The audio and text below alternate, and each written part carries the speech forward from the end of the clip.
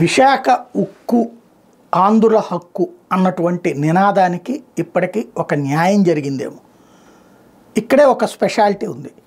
కేంద్రంలో అధికారంలో ఉన్నప్పుడు కాంగ్రెస్ పార్టీ అధికారంలో ఉండగానే విశాఖ ఉక్కు నిర్మాణం అన్నటువంటి జరిగింది. వేల ఎకరాల భూసేకరణ జరిగింది. కానీ విజన్ లేకపోవడం లేదా ఏదో చేశామంటే చేశామన్నటువంటి దానికోసం పెట్టినట్టుగా దానికి ఆ రోజు నుంచి కూడా ఎలాంటి సహజ వనరులు కేటాయించలేదు. ఐరన్ ఓర్ అనేది కనుక ఆనాడే గనులు కేటాయిస్తే సరిపోయేది. సరే, తర్వాత వచ్చిన ప్రభుత్వాలు అడుక్కు తింటున్నాయ్యా వీళ్ళు ఎందుకు చేయట్లేదని సహజంగా వెంటనే కోపం వచ్చిన వాళ్ళు మాట్లాడతాం. 92లో ప్రపంచీకరణ విధానంలోకి మనం సంతకం పెట్టాక ప్రభుత్వం తన దగ్గర గనులు ఉంచుకోవడానికి కుదరదు. ఆ గనుల్ని వేలం వేసేస్తుంది. ప్రభుత్వంగా ఒకదానికి అలాట్మెంట్ కుదరదు. అది ప్రపంచ నిబంధనలకు ప్రపంచీకరణ నిబంధనకి విరుద్ధం.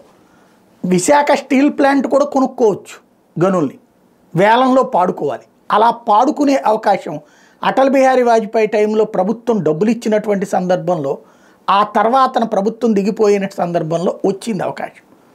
బట్ వాడుకోలేకపోయారు.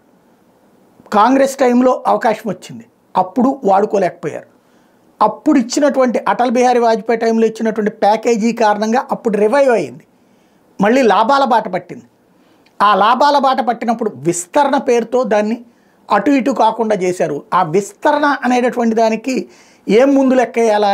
ఏదైనా సరే ఫస్ట్ గని తీసుకుని దాని తర్వాత విస్తరించాలి. ముందు విస్తరించి ఆ తర్వాత గని తీసుకోవాలన్నటువంటి రూట్లోకి పోయేటప్పటికి ఈలోపు అసలుది పోయింది, కొసరది మిగిలింది. మళ్ళీ కష్టాలు, నష్టాలు, అన్యాయాలు. ఫైనల్గా సంక్షోభంలో పడి 4,500 కోట్లకు ఏడాది, 5,500 కోట్లకు ఏడాది లాసెస్లో నడుస్తున్నటువంటి సంస్థ ఇక మూసేస్తారేమో అని భయాందోళనకు గురవుతున్నటువంటి వేళ ఓ 11,500 కోట్ల రూపాయల ప్యాకేజీ ప్రకటించి వాటిట్లో అత్యాధునికమైనటువంటి వస్తువులు తీసుకొస్తారు. వాటిని డెవలప్ చేసి జపాన్ లాంటి దేశాలకి ఐరన్ అమ్ముతారు. అంతవరకు బాగానే ఉంది, ప్యాకేజీ బాగానే ఉంది, పెద్ద అమౌంటు బాగానే ఉంది. But what about ground level? ఇప్పటికే అనేక మందిని ఉద్యోగాల నుంచి వెళ్ళిపోమన్నారు, అంటే వాళ్ళని వాలంటీర్ రిటైర్మెంట్ తీసుకోమన్నారు. అలాగే ఈ అవుట్సోర్సింగ్ ఉద్యోగాలకు సంబంధించి ఎక్కువ ఉన్నారన్నటువంటి ఫీలింగ్ ఉంది. ఇవన్నిటికీ సంబంధించి సొల్యూషన్ ఏంటి, ఏం చేయబోతున్నారు చూడాల్సి ఉంది.